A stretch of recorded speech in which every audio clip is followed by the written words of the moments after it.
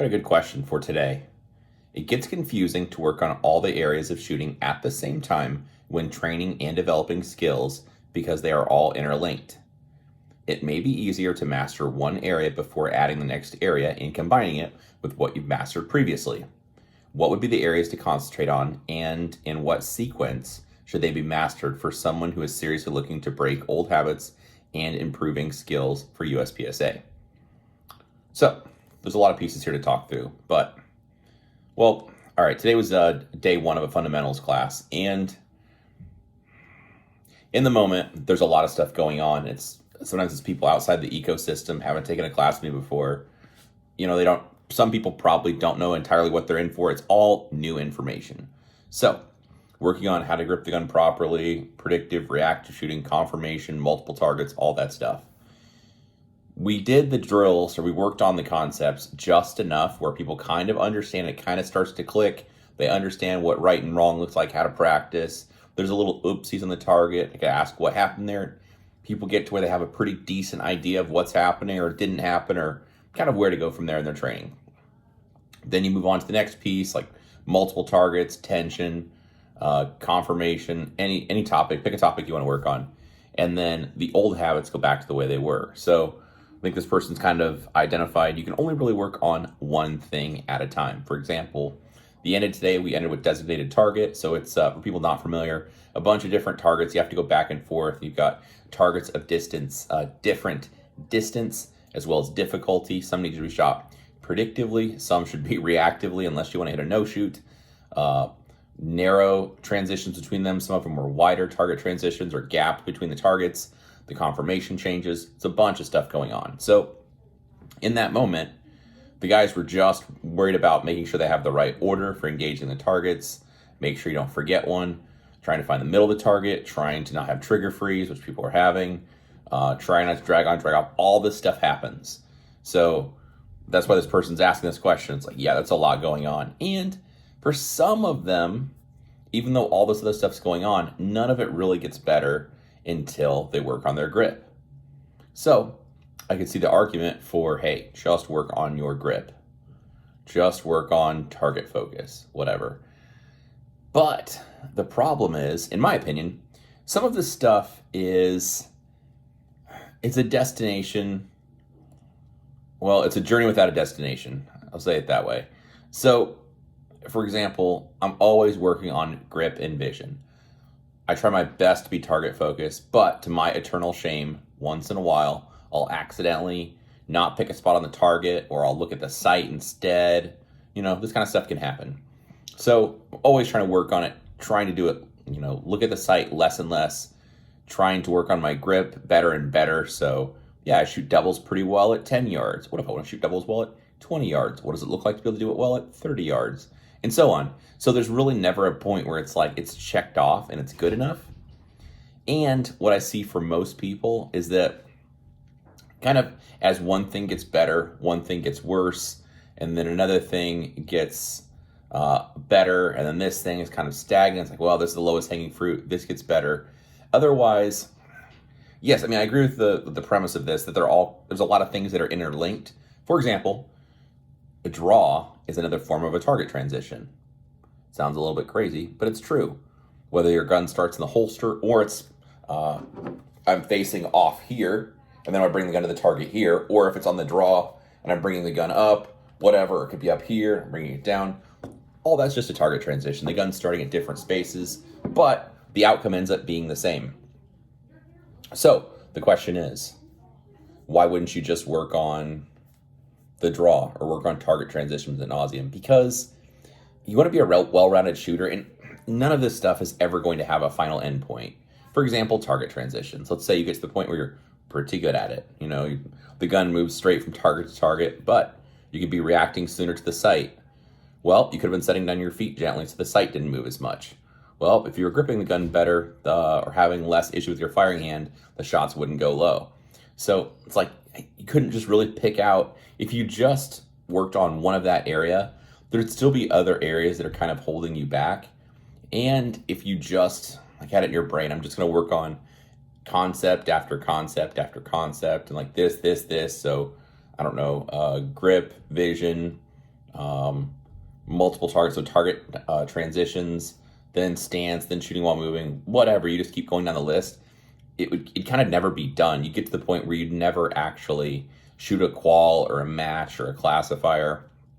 You'd be in training forever, and you'd never actually get to the competition or the test or whatever you're wanting to measure your skills on. So all this stuff is like, yeah, it's all a journey without a destination. There's not really an end point for any of this stuff. So for this person's question, like it's confusing to work on all the areas of shooting at the same time because they're all training and developing skills. They're all interlinked. So that's important, and that kind of speaks maybe to the thought process for training. For example, I talked about that designated target drill. So it's a complicated order. You're going to go back and forth, targets of different distance and difficulty, different confirmation levels, a lot going on. So if I'm working on that drill, I'm not going to have a good time. If I simultaneously am trying to work on my grip and my target focus, and I want to work on confirmation, and I want to work on tension, I could list off all these different things. It's kind of tough to improve all those things. Instead, you could put your brain on kind of one of the tasks, and you kind of get to the point where I won't say the drill's irrelevant, but the way I think of drills is I'm setting the drill for the conditions I want to work on. For example, if I want to work on tension, close, fast, nasty shooting, then drills like a 4-yard or 5-yard L-Pres setup, the MXAD drill. So you've got targets like 7 yards and 12 yards. The closer the targets, the better, because those are going to bring out those tendencies for me to want to have trigger freeze or have my shoulders come up or clamp down on the gun. But if I was working on, let's say, 20-yard, a bullseye shooting, that's probably not going to make me super tense because like the conditions aren't set for me to be tense. Granted, you could be tense on anything you do, but when I look at 20-yard shooting, the first thought in my brain would be, hey dummy, make sure you press the trigger straight, don't push down the gun, don't push shots into the no shoot or Charlies or deltas, whatever. So the conditions for me to work on tension would not be there for far shooting or a bunch of partials, but instead close, fast, nasty shooting, or something where I like draw out and shoot a couple targets, mag change, shoot a couple targets, super fast, aggressive shooting, stuff for feeding the gram. Okay, then I'm setting the conditions to work on that.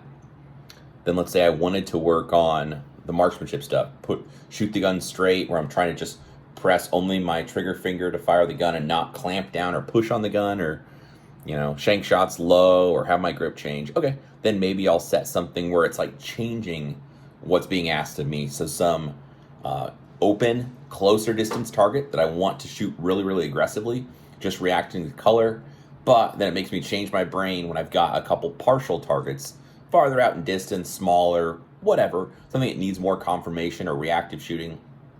So it's forcing me to change the gears and not push on the guns for those. Or maybe I just have 3 or 4 targets where every single one of them I'm working on that like high accountability shooting where I don't push into the gun. So again, I'd set the conditions for whatever thing I want to work on. And the drills are important, but a little bit of behind the scenes. Let's say like I've got a couple hours left in the day, or I've got the drills planned out, or for whatever reason, I'm trying to choose like what drill to do next. I don't actually think of it in terms of, well, let me look on the list. What drill have we not done today? Instead, I'd think of it as, what fundamental do I want to work on? What's this group struggling with? Or if it's a private lesson, be like, yeah, homeboy's having a big time problem with target focus tension. So I'm going to think about drills that will work on that aspect. Not necessarily, well, this drill is next on the list, or I'd like to do this drill, or I haven't done this drill for a while, let's try that. Instead, it's, like I said, picking out the area that you want to work on and then packaging the drill in a way that addresses that. Let's see. The next part of his question. So it may be easier to master one area before adding the next and combining it with what you've mastered previously. I agree. So I agree with what you're saying, but I'm going to maybe suggest it in a little bit different way. So hopefully that some people are familiar with that designated target drill. I'll keep using that as an example because I think it'll make sense. So For people not familiar, it's multiple targets. There's kind of a complicated order where you pick one target to designate, you go to a different target, back to that target, a different target yet you haven't shot, back to that target, and so on. So for 4 targets, it'll be 14 rounds. So within that, there's a bunch of stuff going on where you're trying to do, like I said, grip, the vision stuff, all this kind of stuff. So what I'm going to suggest is that's a good way to test a bunch of the things that you could work in isolation. So I could do that drill a handful of times, a couple reps, and then I could think like, what's the biggest problem here? Mother, I keep staring at the sight. Okay, so then I don't have to do all that stuff. Instead, I could take the ammo away, just do dry fire training and work on, have my eyes go to the spot on the target, then have the sight show up, eyes, sight, and just work on the visual piece without even shooting ammo, just because that's the issue I'm struggling with. Maybe it's the grip. So I could work on, what's the problem? Well, I'm really good on the high accountability targets, but anything that's close, I clamp down with my firing hand, I start pushing into the gun. Okay, so maybe I need to work on some doubles, or just take out the higher accountability targets and draw and just aggressively work on the closer or medium range targets that I'm pushing into the gun for. So pull that piece out, work on just that area, then plug it back into the full drill and then see what happens. The same could be said of shooting like USPSA stages or scramblers, where you're not going to get a lot better while you shoot a stage. You'll just kind of observe everything that happens. So a more complicated drill just draws upon a bunch of different areas of your training. You just do the drill a few times, see how it goes, what you like, what you don't like, what you wish was different, what you're not super happy about, what you didn't realize you do. Then you just take that piece out, work on that piece in isolation, then plug it back into the drill. So I don't know what this person asking this question had in mind, but for example, like working on stages over and over again, if that was all you did was shot USPSA or practical shooting stages, that would not be a really effective way to build your grip. If you had like a specific area you wanted to work on. Instead, I'd say, hey, doing that, you just kind of get a look at all the different areas. How are things going? What do you wish was different? Kind of just a snapshot or pulling back like a 30,000 foot view of your shooting. The last part of this guy's question, again, is to pick it apart. What would be the easiest areas to concentrate on and what sequence should they be mastered? Someone who's seriously looking, okay, so there's a couple pieces that are always super important. And for me, regardless of kind of what I'm doing, in some way, grip and vision are journeys without destinations. I know I keep using that term, but it's like, I'm never done with it. It's never checked off. You could say the same thing about kind of trigger control. Just like, hey, gripping the gun properly or pressing the trigger or staying target focused, I'll never have it checked off. As long as I work on this stuff, it'll always be like, mother, I had one time where I pushed on the gun a little bit or I accidentally stared in the sight, whatever. It'll never be checked off. It's always a pursuit in progress. So I don't know what this person had in mind, but kind of just to recap it all, complicated more drills or scenarios to kind of see how things are going in your shooting. Then after that, pick apart just the little pieces or the concepts or the conditions you want to set to work on the thing. So you could say it's a hard skill like grip, or you could say it's tension. So there really isn't a tension drill, but it's set the conditions in a way that's going to make me super tense, that's going to really irritate me, and I'm going to have to work through that as I try to get better. Within that, I don't think you just work on grip forever, and because it would never get checked off. You just run out of ammo and, years and years and be like, hey, grip's getting pretty good, but then you'd have big glaring issues somewhere else. So instead, I think it's a good idea to kind of round your training, work on all the different areas, and you just try to slowly get better. And as you get better, you'll see some low-hanging fruit that you don't really love, and you'll just work on addressing that piece. And once that piece gets a little better, there'll be something else. And if you kind of just keep picking away at whatever the smallest little area is, that will end up in a pretty good place. So anyway, hope this video made sense. Hopefully this answers this person's question. But if there's any additional questions you have or that I didn't cover, feel free to drop it below in the comments. I do my best to read through the comments and reply. So like this one, the guy left a question. This was way too much nonsense for me to type out. I'm pretty lazy, even with voice to text. So instead, I just make a video to talk about it. But anyway, appreciate you watching. Like, share, subscribe, all that garbage. If you have any questions, drop it below, and have a good day.